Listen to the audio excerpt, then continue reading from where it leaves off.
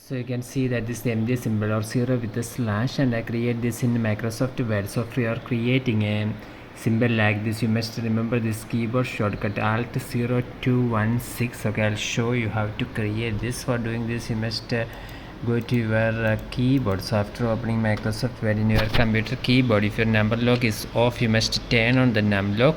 You can see that we have enabled the number lock.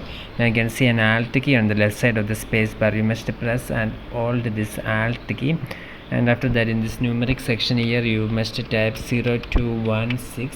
After typing 0216, you can release your finger from this Alt key, and you can see that this will be the result. So for creating, you must remember Alt 0216, that is the keyboard shortcut we used for creating a symbol like this in Microsoft Word. Hope this video helps you. For more videos like this, you can subscribe. Thank you.